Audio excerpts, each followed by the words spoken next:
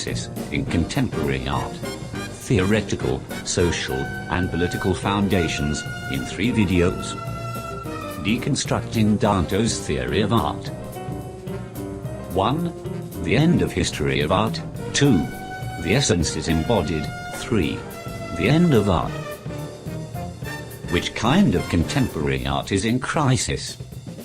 There are many and diverging versions of what contemporary art is, when it started, and what it includes.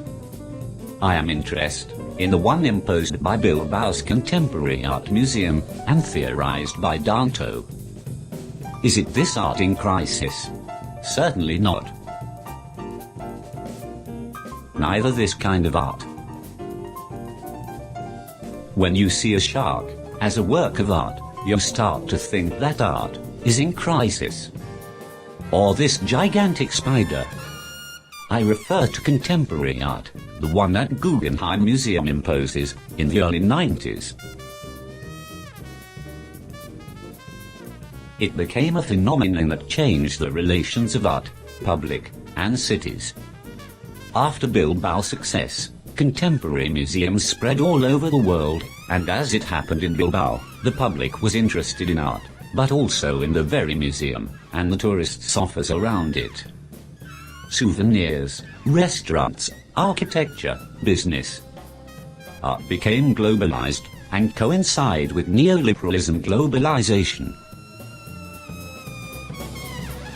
This is a sociologic criteria, I know. The other criteria are theoretic.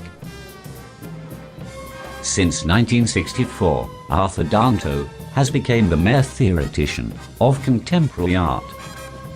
Let us see his proposal that celebrates not only the birth of a new art, but at the same time the end of art, and the end of history of art. This will be a critical approach, as you appreciate from the very beginning. I think that art and history never ends. Who was Arthur Danto? A philosopher and an awarded art critic, who began to state his radical ideas about the end of art in the 80s, with a essentialist and Hegelian-inspired conception of art. The end of history of art. Deconstructing Danto's missing arguments. Art ended because 1. There is no art without a theory. 2. Theories must follow a Hegelian development. 3. If theories do not progress, arrive to its end. 4. The history of that development is the history of art. 5. If a theory do not develops any longer, history ends. That is why Danto claims that Vasari's representation theory ended after Brillo Box. It can't progress any longer. The premises and the argument by which Danto concludes that the history of art ended belong to his own theory, integrates a sophisticated, almost undetectable petitio principii, begging the question that assumes the truth of the theory. There are 2 main premises that Danto needs to justify his claims. 1. Vasari's representation theory was correct, and mimesis progressed since Renaissance to the first decades of the last millennium. 2.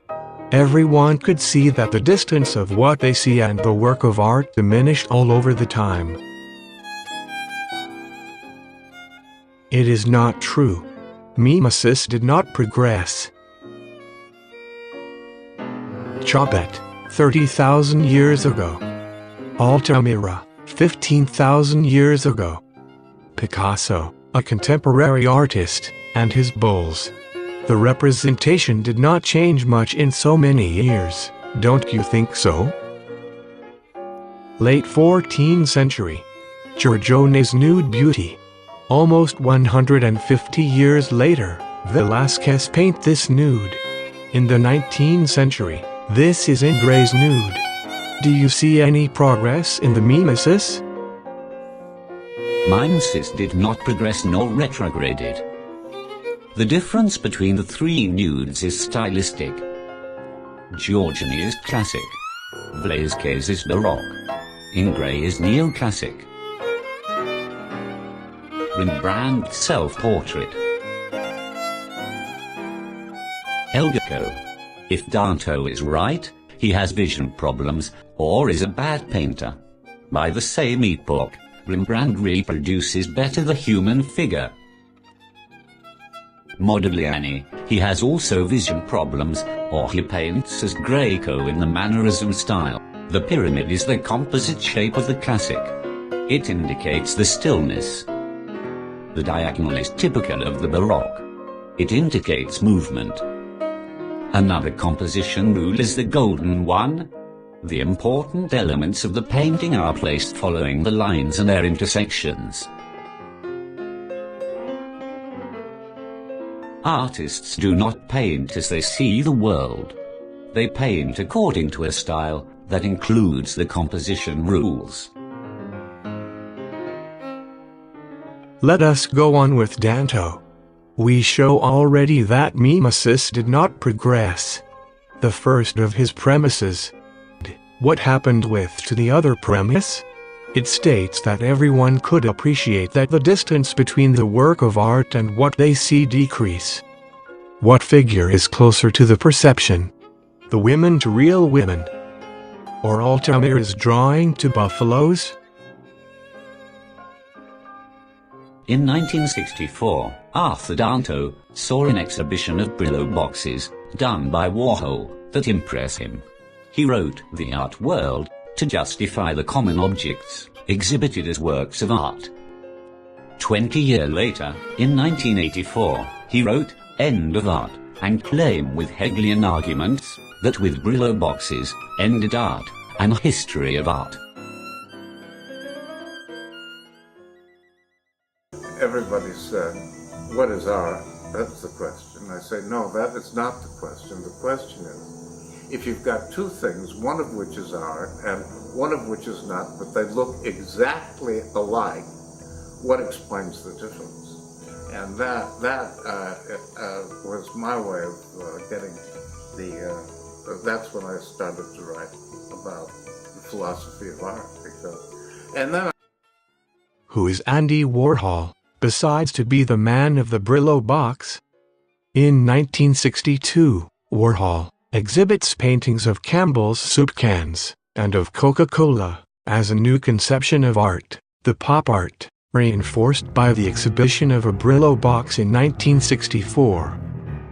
The objects from the popular American culture replaced the representation of the persons and landscapes, and persons were represented in their character of popular icons.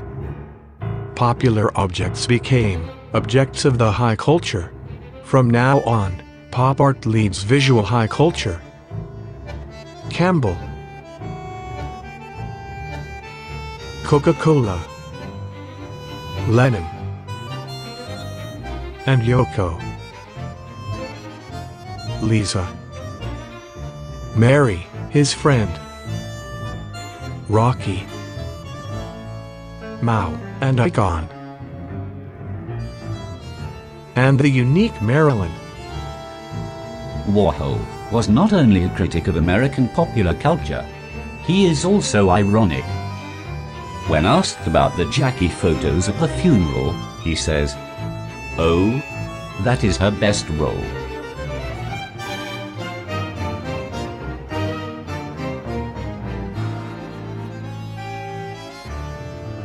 With the fame, Warhol satisfied his money obsession. He charged $75 a photo done in Polaroid, and they pay it. One of his electric chairs was paid $4 million. And the wall done with $100 of $2, $40 million. Together with cans, bottles and stars that fascinates American people, and perhaps Warhol too, he exhibits photos of the dark side of American culture. Photos of famous criminals censured by the FBI. Photos of the electric chair.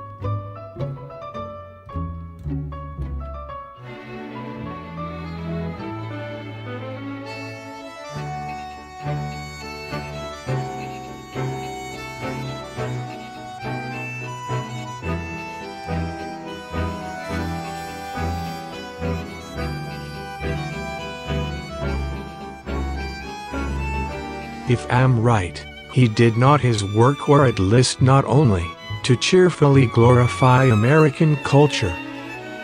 He did it to criticize American obsessions, including money.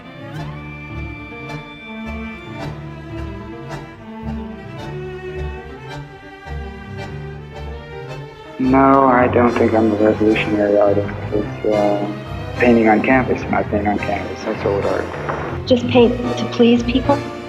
Yes, because I think that's what art is. It's entertaining and pleasing people.